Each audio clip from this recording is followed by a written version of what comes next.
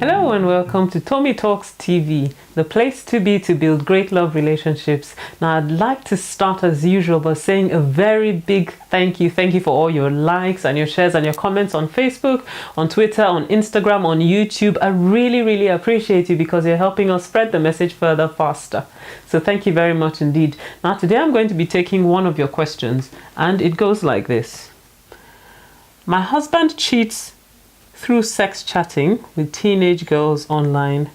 He is a youth pastor and he sex chats and exchanges nude pictures with young women in the group and sends them money as a reward for granting him audience. I have been praying about it and I have tried a lot of methods to see if he would change, but he is getting worse. My fear is he may leave the level of sex chatting to get physical with them. So I recently stopped having sex with him so I don't get infected. My marriage is really shaky and it's just a year old. I still love my husband. What should I do? Now, this situation really breaks my heart. It really breaks my heart for a number of reasons.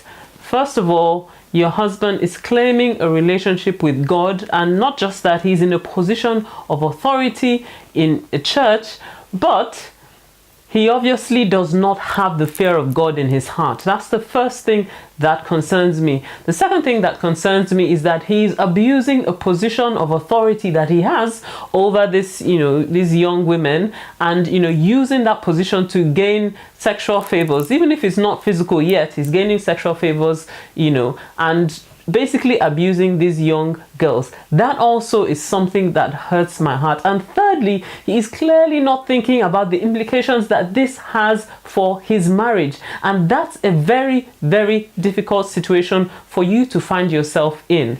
Now, you said that, you've tried to figure out ways to, try to see whether he can change, and you've been praying about it. You haven't actually explained what it is that you have done to see whether, there could be a change in this situation. But really, the crucial question is this: does he recognize that there is a problem in his conduct? That's what the question is. Because if he recognizes that there is a problem, then, he needs to be brought to a point where he's prepared to repent before God. That's the first thing. Actually repent before God, recognize, that, what he's doing is wrong. Step down from that position of authority and remove every opportunity for temptation. And usually when people are in this kind of situation, and they're trying to cut off such bad habits that they have developed over the years, maybe they get rid of their smartphone and, don't get a phone where they can send such messages, that sort of thing. And also find somebody that they're accountable to, that they can talk to, so he probably should be talking to, the pastor of the church or somebody else in authority, a spiritual figure who can help him work through these situations, because it sounds to me like this is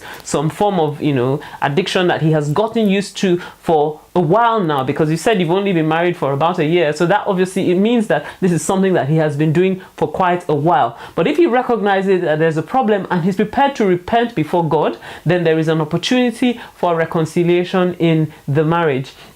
Now, the other hand is this: if he doesn't recognize that there is a problem and he's just doing these things, blatantly, and he really doesn't care about how you feel about the situation, now that is, something that you need to confront in a slightly stronger manner. So as it is now, you said you've been praying about it and all that sort of thing, but I think you probably need to take a step then and speak to somebody in authority whom he respects, who can speak to him. So again, maybe the pastor of the church who can actually counsel him, because not only is he doing damage to you and your family, he is doing damage to these young women as well. So he needs to be confronted with this situation and confronted with the sin that he's committing at this point in time. So that's the first thing. Now, as you've said, you still love your husband, and clearly, you want to make your marriage work, and there's always opportunity for restoration if a person is repentant. And I would say that, if he does make up his mind and is prepared to change, I would say that really withholding sex from him when he's struggling,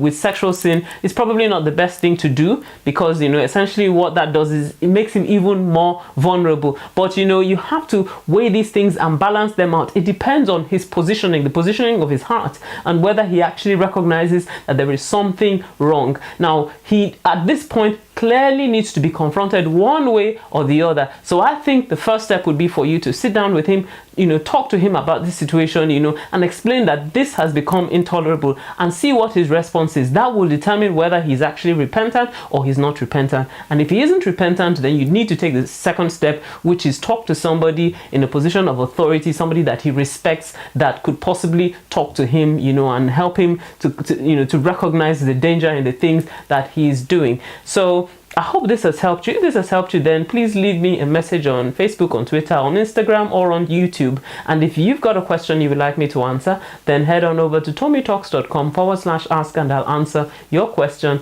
next time. See you next time. Bye-bye.